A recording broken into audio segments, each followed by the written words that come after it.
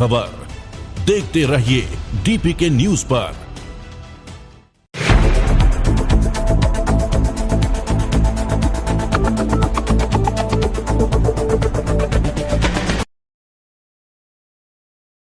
नमस्कार, DPK news में आप सभी का बहुत बहुत स्वागत है। मैं आपके साथ हर्ष चौधरी।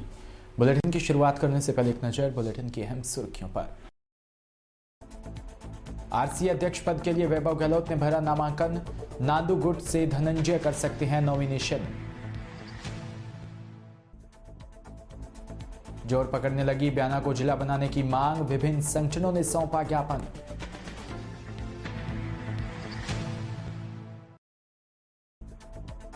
राजस्थान उत्तरी हवा का असर शुरू। सर्दी बढ़ी। सीकर, चूरू, गंगानगर, झुंझुनू में ठिठुरन बढ़ने लगी। और खबरें विस्तार से। राजस्थान क्रिकेट एसोसिएशन के चुनाव का काउंटडाउन शुरू हो गया। मुख्यमंत्री अशोक गहलोत के बेटे वैभव गहलोत ने एक बार फिर आरसीए अध्यक्ष पद के लिए नामांकन भरा है। मंगलवार को वो अपनी बेटी के साथ जयपुर में एसएमएस स्टेडियम स्थित एसोसिएशन के दफ्तर पहुंचे। इस मौके पर उन्होंने अपनी 3 साल की उपलब्धियां गिनाते हुए कहा कि राजस्थान में फिर से इंटरनेशनल क्रिकेट मैच का आयोजन होने लगा है। जल्दी 2 नए स्टेडियम राजस्थान को मिल जाएंगे। इससे यहाँ के खिलाड़ियों को और बेहतर मंच उपलब्ध हो सकेगा। मुझे उम्मीद है कि सभी जिला संघ मिलकर राजस्थान के क्रिकेट को बढ़ाने में हमारा साथ देंगे। उधर वैभव गहलोत के खिलाफ राजेंद्र सिंह नांदू गुट की ओर से आज दोपहर बाद नामांकन दाखिल किया जाएगा। माना जा रहा है कि नांदू गुट सीपी जोशी गुट के खिलाफ सभी 6 पदों पर अपने प्रत्याशी चुनावी मैदान में उतारेगा। ऐसे में अध्यक्ष पद के लिए पूर्व खेल मंत्री गजेंद्र सिंह खिंवसर के बेटे धनंजय सिंह, जबकि सचिव पद पर राजेंद्र सिंह नांदू खुद चुनावी मैदान में होंगे। ऐसे में 20 से ज्यादा जिले संघों के समर्थन वाले जोशी गुट से अध्यक्ष पद पर वैभव गहलोत की ताजपोशी तय मानी जा रही है। जोधपुर में 1971 के भारत पाक युद्ध के दौरान लोंगेवाला पोस्ट पर अदम्य साहस और पराक्रम दिखाने वाले बीएसएफ के जवान भैरू सिंह के निधन पर बीएसएफ कैंपस में उनकी पार्थिव देह पर आमजन, बीएसएफ के अधिकारियों व पूर्व मुख्यमंत्री वसुंधरा राजे ने पुष्पांजलि अर्पित की और उनको अंतिम विदाई दी। उनका अंतिम संस्कार उनके गांव पैतृक सोलंकिया तला गांव में किया जाएगा। बीएसएफ अधिकारियों व जवानों ने भैरू सिंह अमर रहे के नारे लगाए। राजधानी जयपुर में सोमवार को आश्रम मार्ग स्थित होटल मेरियट में पावर्ड बाय फॉरएवर लिव्स व फॉरएवर स्टार इंडिया की ओर से national level award show real super women and real super heroes award 2022 season 3 का आयोजन किया, जिसमें देश भर से आए अवार्डीज को ट्रॉफी, मोमेंटो व सर्टिफिकेट देकर सम्मानित किया। इसके साथ ही फॉरएवर स्टार इंडिया द्वारा पहली बार एफसीए अवार्ड 2022 का भी आयोजन किया, जिसमें लोगों को 4 डिफरेंट व यूनिक तरह की कैटेगरीज में अवार्ड देकर नवाजा। सीईओ व फाउंडर राजेश अग्रवाल और शो डायरेक्टर जया चौहान ने बताया कि सुपर वुमन व सुपर हीरोज अवार्ड शो में देश के विभिन्न राज्यों से आए 70 से अधिक लोगों को अवार्ड प्रदान किए। अवार्डीज को यह award film, fashion, sport, medical science, nature, art and culture, cinema, साहित्य, सोशल वर्कर, एनजीओ जैसे 45 से अधिक कैटेगरीज में दिए गए हैं।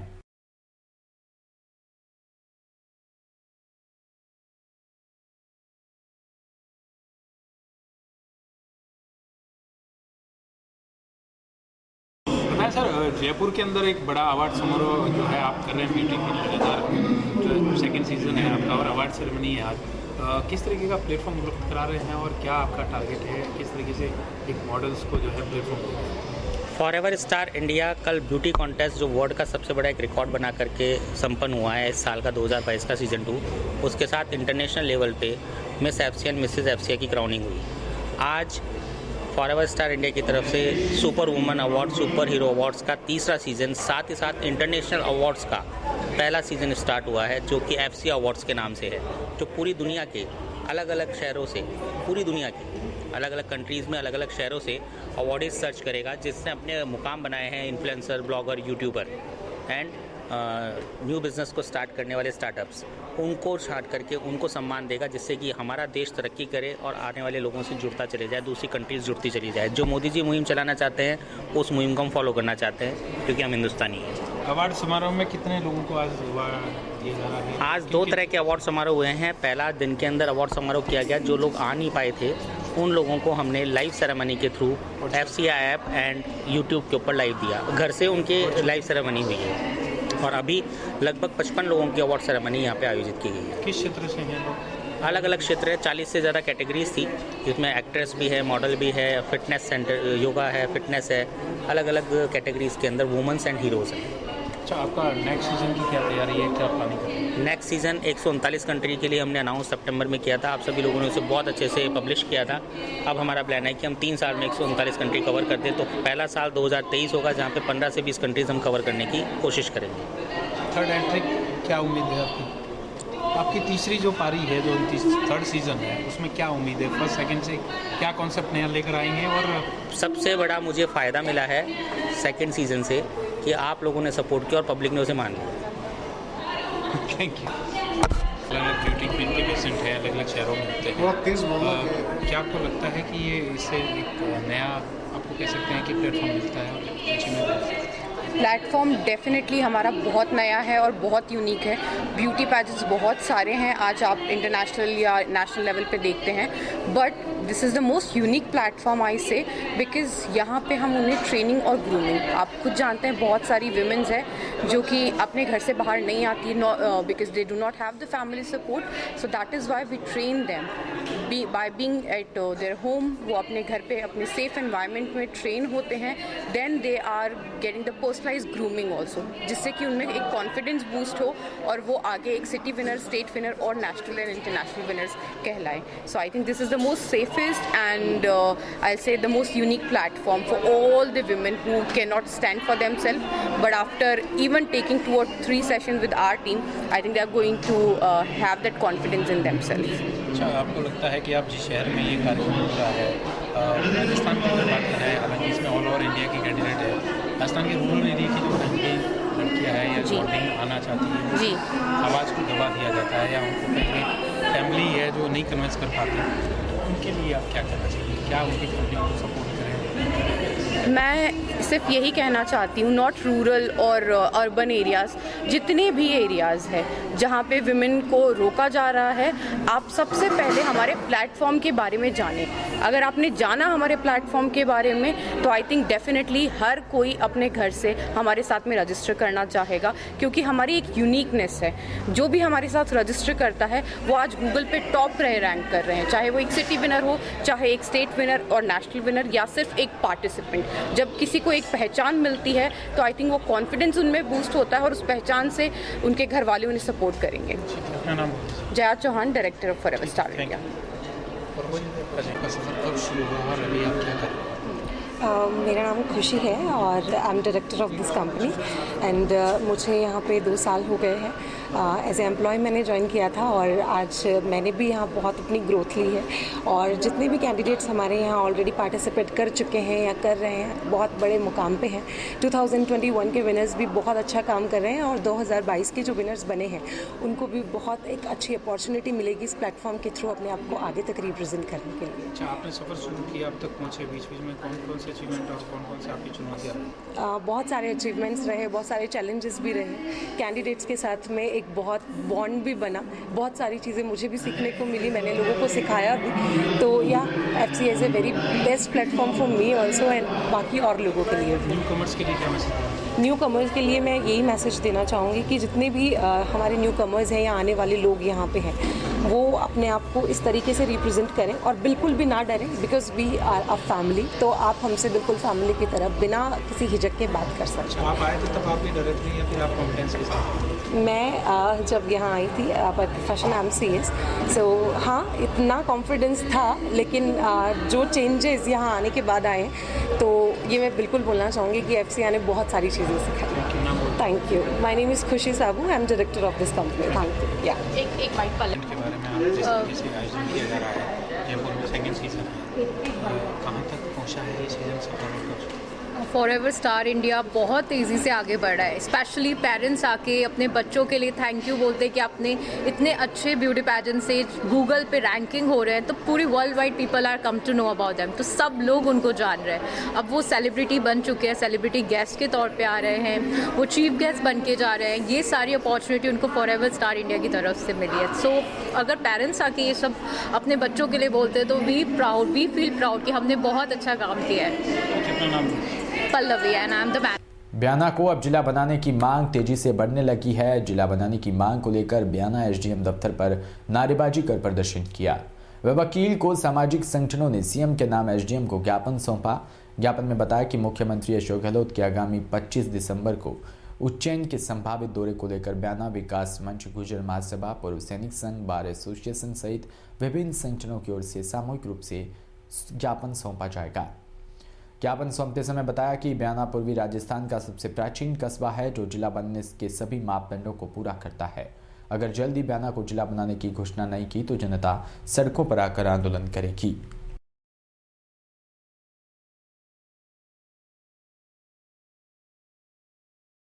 पिछले काफी सालों से हम बयाना को जिला बनाने की मांग कर रहे हैं राजस्थान सरकार से। इसके लिए हमने कई आंदोलन किए, सरकार को बार बार चेताया था बयाना जिला बनाने की, लेकिन फिर भी आज बयाना को जिला बनाने की सरकार अभी तक घोषणा नहीं कर पाई है। उसके लिए आज यहाँ पर वकीलों के प्रतिनिधि मंडल के नेतृत्व में हम सब संगठनों ने मिलकर पूर्व सैनिक, गुर्जर महासभा, बयाना विकास मंच, बयाना के और विभिन्न आदि समाज के संगठनों ने मिलकर एक ज्ञापन दिया है।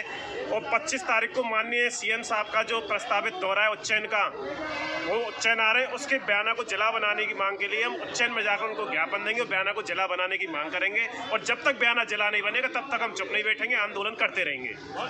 जय हिंद। आज एसडीओ कार्यालय पर बयाना को जिला बनाने के लिए हमारे पूर्व सैनिक संघ और समस्त सैनिक संगठनों की तरफ से ज्ञापन सौंपा गया है। इससे पूर्व भी हमने कई ज्ञापन सौंपे हैं मुख्यमंत्री जी महोदय के नाम, और हम तो शांतिपूर्वक तरीके से निवेदन करना चाहते हैं और करते हैं कि बयाना को जिला बनाएं। और ये जो बयाना की जो कुछ ऐसी क्षेत्र है जो बहुत पिछड़ा हुआ है, उसको इस बयाना जिला बनने से बहुत लाभ और सुविधाएं मिलेंगी। हमारी जो श्री डूंगरगढ़ एक्शन ऑफिस घेराव में पूरी बिजली, पूरा वोल्टेज हमारा हक, किसानों के हक के साथ खिलवाड़ न करें। बिजली विभाग ग्रामीण क्षेत्र में बिजली की अघोषित कटौती तत्काल प्रभाव से बंद करे, अन्यथा उग्र आंदोलन किया जाएगा। कोई भी सत्ता और शासन किसान को अकेला न समझे। किसान के हकों के साथ कुठारघात के खिलाफ लहू की एक एक बूंद बहा देंगे, लेकिन किसान का शोषण नहीं होने देंगे।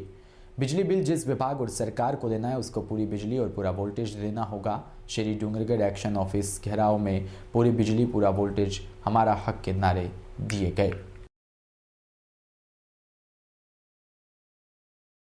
जीएस पर रहने वाले सरकारी कर्मचारी की बात करें, किसानों का निरंतर शोषण हो रहा है। 6 घंटे मिलने वाली बिजली किसान को 1 और 2 घंटे मिल रही है। किसानों को वोल्टेज नहीं मिल रहा। वोल्टेज नहीं मिलने के कारण किसानों को बार बार बिजली की ट्रिपिंग का सामना करना पड़ा, और ट्रिपिंग के कारण किसानों के प्रतिदिन लाखों रुपए के उपकरण जो कृषि कनेक्शनों के उनके जलने का उनको नुकसान उठाना पड़ रहा है किसान को।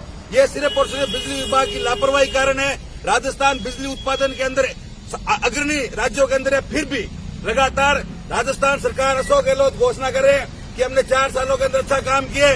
मोदी घोषणा करें किसानों के लिए काम करें, लेकिन यहाँ के अधिकारी जो हैं, जो एएन है और जो जेएन है, वो पूर्ण रूप से भ्रष्टाचार के अंदर अकंठ डूब चुके हैं। हालात ये हो गई है कि अगर किसी गांव के फीडर के अंदर लोगों के पास में लाख रुपए देने के लिए है तो आप बिजली 24 घंटे ले सकते हो, लेकिन अगर आपके पास में देने के लिए भ्रष्टाचार के पैसे नहीं है, अगर आप कमीशन नहीं दे रहे हो तो आपके गाँव को लाइट नहीं मिलेगी। ये हालात है। अभी हम यहाँ दोपहर के 12 बज गए, कोई बिजली विभाग अधिकारी यहाँ पर नहीं है। विभाग के ताला लगा हुआ पड़े, एक्शन भी यहाँ पर नहीं है, एएन यहाँ पर नहीं है। किसानों की कोई सुनवाई नहीं हो रही है लगातार। और जो मांग हुई, जो गुसाई सर, जो ये नई लाइन जो 60 किलोमीटर की लाइन है, इसके लिए बार बार गांव के लोगों ने, जनप्रतिनिधियों ने लेटर पैड पर मांग करी। ये अधिकारी गुमराह करने का काम करते हैं। गुसाई सर से जो डेलवा जो लाइन जानी थी फीडर के अंदर, उसके लिए भी वो लगातार 2 साल से वो स्वीकृत पड़ी है, लेकिन एएन और जेएन स्तर पर जब तक इनको पैसे नहीं खिलाए जाते तब तक ये लाइन नहीं करते और किसानों को गुमराह करने का काम कर रहे हैं। 2 साल से लगातार किसान यहाँ पर चक्कर लगा रहे हैं कि अगर हमारी लाइन नहीं होगी तो फॉल्ट कम होगा, और जब फॉल्ट कम होगा तो किसानों को लाइट मिलेगी। लेकिन सरकार से पैसे लेते हैं, ये राजस्थान सरकार का पैसा लगता है। सरकार के मंत्रियों के विभाग के जो आदेश होते हैं उनकी पालना नहीं होती।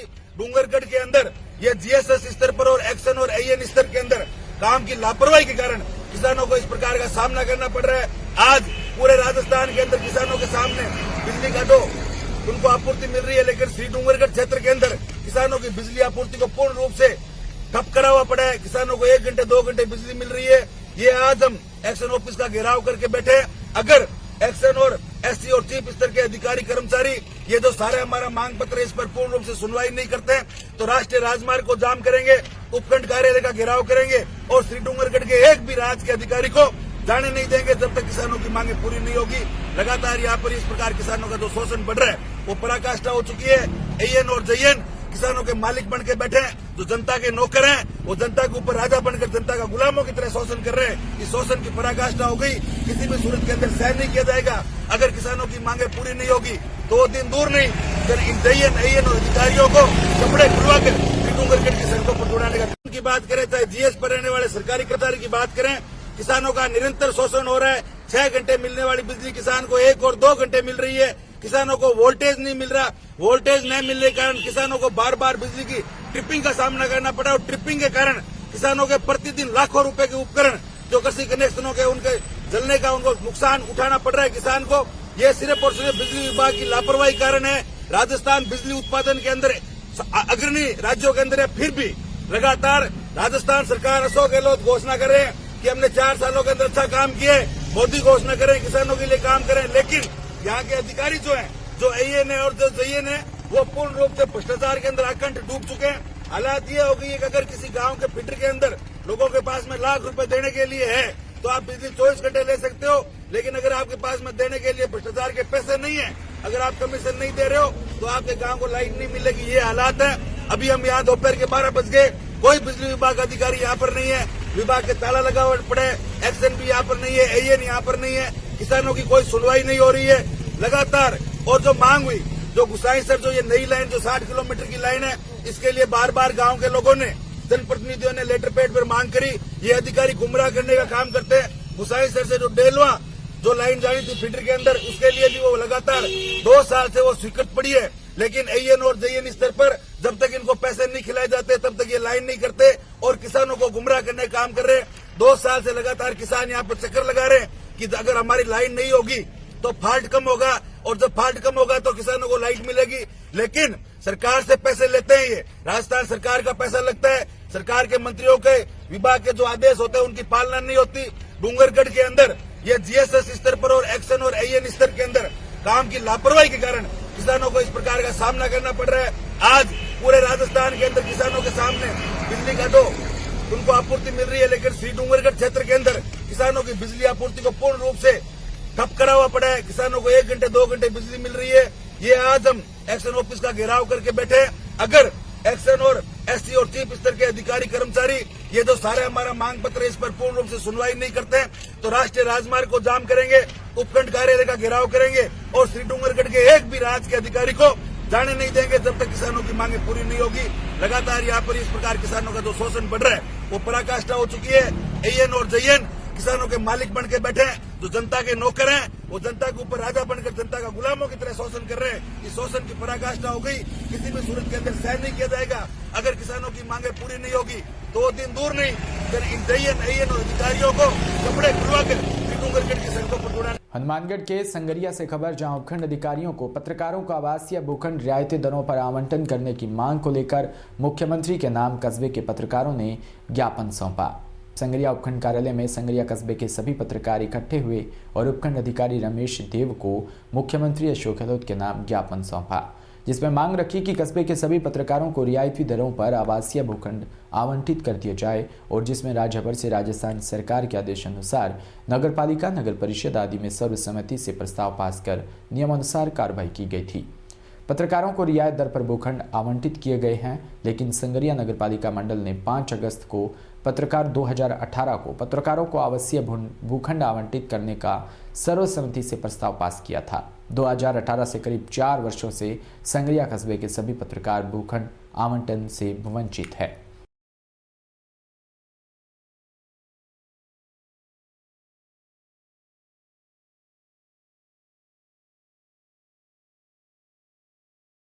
पत्रकारों ने आवासीय भूखंड को आवंटित करने के लिए श्रीमान उपखंड अधिकारी संगरिया को माननीय अशोक गहलोत मुख्यमंत्री महोदय राजस्थान सरकार को एक ज्ञापन आज उपखंड अधिकारी को सामूहिक रूप से प्रस्तुत किया है।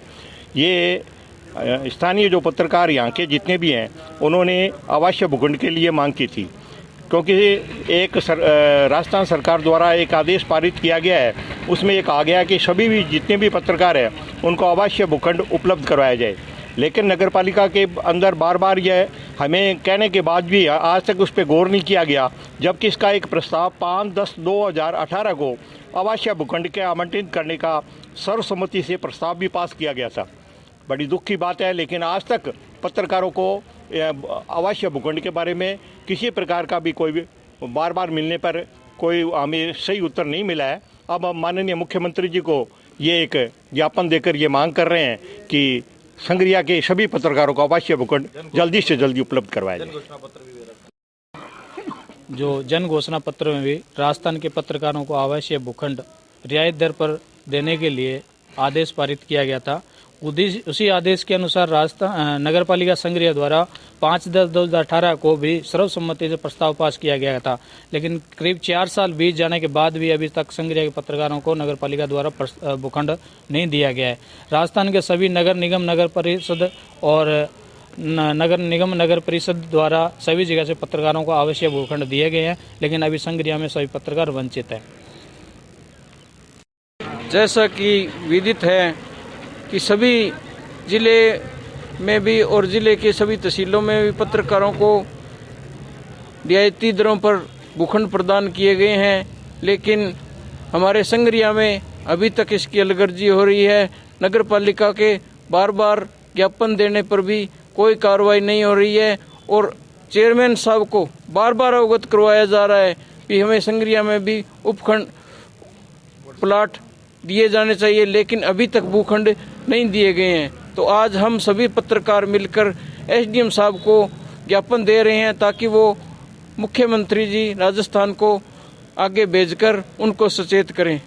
उत्तर प्रदेश के सिद्धार्थनगर से खबर, जहां भ्रष्टाचार व अनियमितताओं की शिकायत पर सिद्धार्थनगर जिले के जिलाधिकारी संजीव रंजन द्वारा नगर पंचायत कपिल वस्तु का निरीक्षण किया और इस दौरान मौजूद कर्मचारियों से कार्य व अन्य जानकारियां ली। इस दौरान नगर पंचायत के सभी कर्मचारी व अधिकारी मौजूद रहे। मीडिया से बात करते हुए डीएम ने बताया कि ऑफिस के कार्य सही है और यहां सभी कर्मचारी नए और अच्छा कार्य कर रहे हैं। नगर पंचायत के द्वारा जारी कार्यों में अनियमितताएं व नगर पंचायत के जेई के द्वारा भ्रष्टाचार को लेकर सवालों पर डीएम ने कहा कि मामले की जांच नगर पंचायत के ईओ को दिया जा रहा है।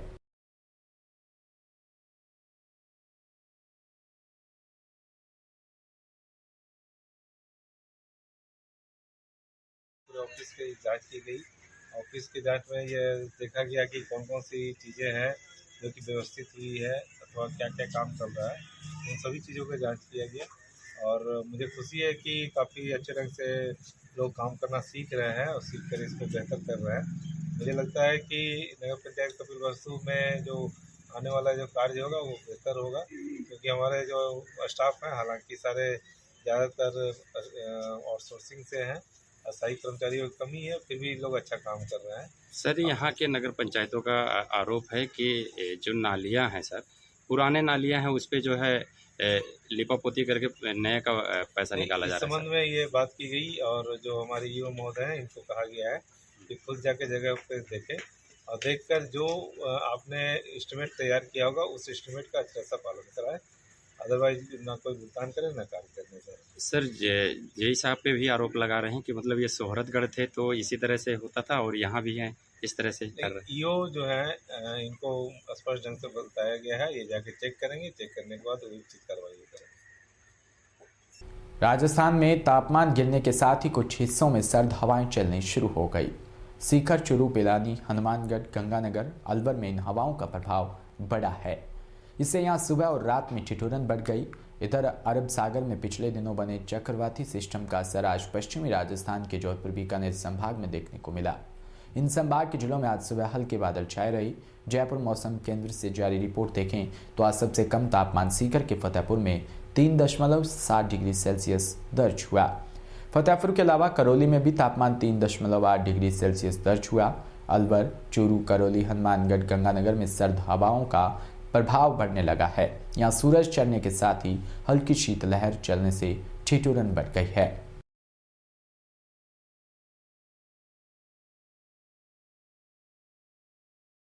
इसी के साथ बुलेटिन में इतना ही। नमस्कार।